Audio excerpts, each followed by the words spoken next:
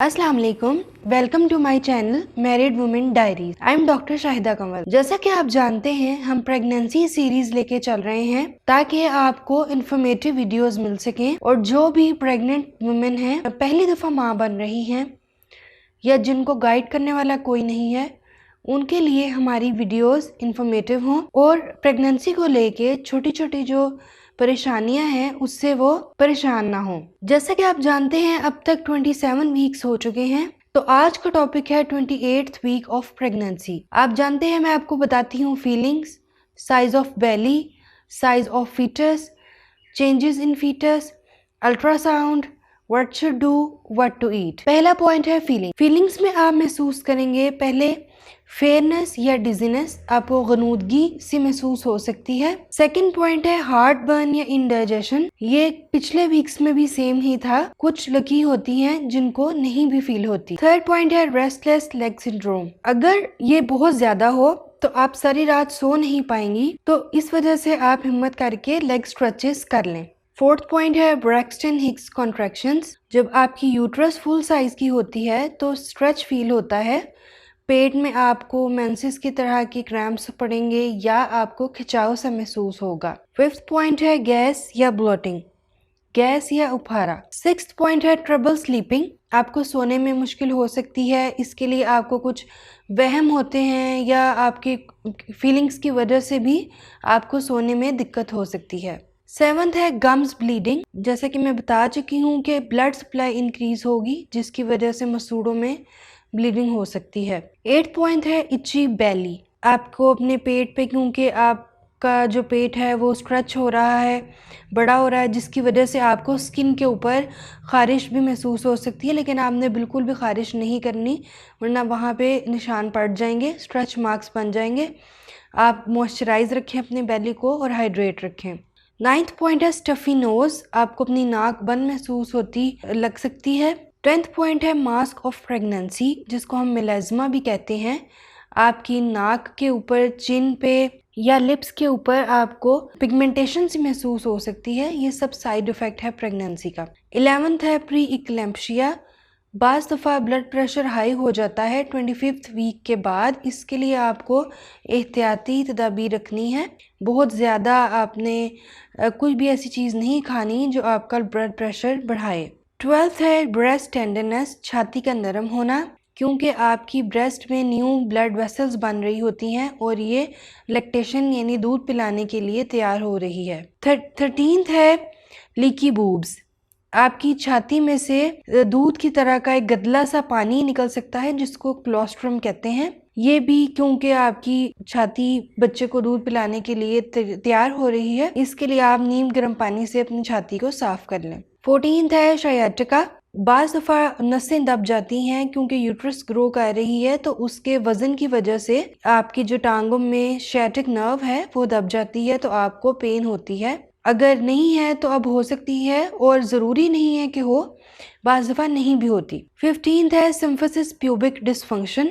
आपका जो आपका हिप्स के एरिया में जो जॉइंट है सिम्फिसिस प्यूबिस, ये जॉइंट प्रॉपर वर्क नहीं करता क्योंकि वज़न ज़्यादा होने की वजह से वहाँ पर डिस्कम्फर्ट हो जाती है। सेकंड हमारा पॉइंट है साइज ऑफ बेली। तो इस पिक में आप देख सकती हैं कि आपके बेली का क्या साइज होगा। थर्ड पॉइंट है size of foetus. 28th week में बेबी का क्या साइज होगा, तो एक एग प्लांट या एक बैंगन के साइज जितना होगा बेबी, ये रफली एस्टिमेट है। अगर आपको लेंथ में बताऊं तो 14.8 इंचेस और वेट में 2.2 पाउंड्स होगा। अगले कुछ हफ्तों में बच्चे की कुछ सेहत बनती नजर आएगी और उसके ऊपर जो स्किन आ जाएगी और फैट्स बन रही हैं वो आपको लगना शुरू हो जाएगा, और जितना अच्छा बेबी का वेट होगा तो नॉर्मल डिलीवरी में आसानी होती है। फोर्थ पॉइंट है चेंजेस इन बेबी।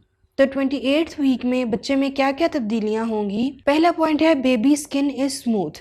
बच्चे की फैट्स डिपॉजिट हो रहे हैं स्किन में, रिंकल्स ख़त्म हो जाएंगे, जल्द हमवार हो जाएगी। ये एक आपको पॉजिटिव चेंज नज़र आएगा, जैसे कि आप इस डायग्राम में देख सकती हैं। सेकंड पॉइंट है बेबी कैन ब्लिंक। पहले बेबी की आइज़ में कलर नहीं था, फिर आइज़ ओपन नहीं होती थी, अब बच्चे की आइज़ ओपन होने लग गई हैं और आई लैशेस भी बन गई हैं, यानी काफ़ी हद तक आइज़ की जो डेवलपमेंट है वो कंप्लीट हो गई है और आइज़ रिस्पॉन्ड भी करती हैं लाइट को। अगर आप अपने पेट पे लाइट या रोशनी करें तो आप देखेंगे कि आपको मूवमेंट फील होगी। थर्ड पॉइंट है बेबी मेकिंग फेसेस, यानी कि बच्चा मुंह चढ़ा सकता है, जैसे कि वो अपनी ज़ुबान बाहर निकाल सकता है और उसको मूव भी कर सकता है। ये इंटरेस्टिंग फीचर्स हैं कि बच्चा ये इसके लिए उसके एक्सप्रेशन शो करने के लिए अच्छा पॉजिटिव साइन है। फोर्थ पॉइंट है बेबी माइट बी ड्रीमिंग, बच्चा ख्वाब देख सकता है, एक्सप्रेशंस के थ्रू आपको पता लग सकता है। अल्ट्रासाउंड वगैरह में उसका कॉन्शियस ब्रेन बन गया है जैसा कि बड़ों का होता है।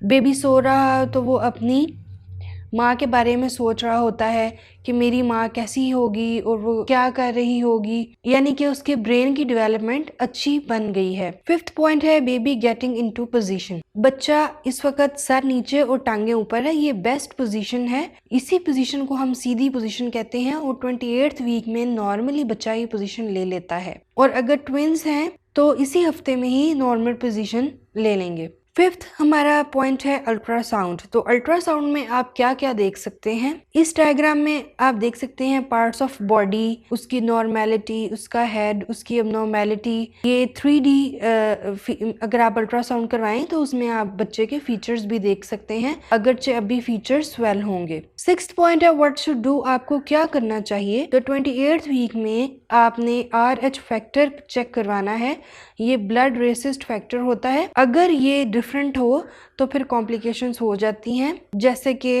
अगर आप नेगेटिव हैं और बेबी पॉजिटिव है तो इसमें फिर कॉम्प्लिकेशंस हो सकती हैं, जिसमें एनीमिया या हीमोफीलिया हो सकता है। तो इसके लिए इंजेक्शन लगता है, वो फिर आपको प्रॉपर आपकी डॉक्टर गाइड करेगी। इसके लिए ज़रूरी है कि आप टेस्ट करवाएं और आप ट्रीटमेंट लें, और अगर डॉक्टर के नोटिस में ये होना चाहिए, अगर नहीं है तो आप भी उनसे ये बात पूछ सकती हैं। इसके अलावा बैक पेन आपको हो सकती है इस वीक में, तो उसके लिए आपने क्या क्या करना है, आप हीटिंग टब्स या हीटिंग पैड्स वगैरह यूज़ कर सकती हैं जिससे आप अपनी कमर को टकोर करें। इसके अलावा आप स्ट्रेचेस कर सकती हैं और थर्ड है कि आप बेड रेस्ट भी ले सकती हैं, ये आपको sciatica में भी हेल्पफुल होगा। अभी भी आपके कम से कम 2 महीने पड़े हैं, तो होपफुल है कि ये सब आपके लिए हेल्पफुल होगा कि आपकी बैक पेन को रिलीव करे। और आप भी जो फीमेल्स हैं जो उनको गाइडेंस की ज़रूरत है, उम्मीद है कि आप उनको भी ये सब इंफॉर्मेशन प्रोवाइड करेंगी। 7th पॉइंट है व्हाट शुड ईट, आपको क्या खाना चाहिए। तो इसमें यह है कि आपको आयरन रिच फूड खाना है। अब आपको फुलाद की बहुत ज़रूरत है, बोन्स का सिस्टम बन रहा है, इसके लिए आपको जो है वो पालक और बीन्स और इस तरह की सब सब्जियां खानी हैं जिससे आपको फुलाद हासिल हो। और अपना बहुत ज़्यादा ख्याल रखना है, पॉजिटिव सोचना है और इसके अलावा आपको ख़ास ख्याल रखना है कि आपका वेट इस वक्त अच्छा बढ़ रहा हो। उम्मीद करती हूँ कि मेरी वीडियोस आपके लिए हेल्पफुल होंगी, और जिनके लिए बिल्कुल कोई गाइडेंस नहीं है तो उम्मीद करती हूँ कि ये उनको बहुत इन्फॉर्मेशन प्रोवाइड करेगी। अगर आपको मेरी वीडियोस अच्छी लगें तो लाइक, शेयर एंड सब्सक्राइब करें और बाकी फ़ीमेल्स को अपने इर्द गिर्द भी गाइडेंस ज़रूर प्रोवाइड करें और हमारे चैनल के बारे में ज़रूर बताएं। कोई क्वेश्चन हो तो आप कमेंट सेक्शन में पूछ सकती हैं।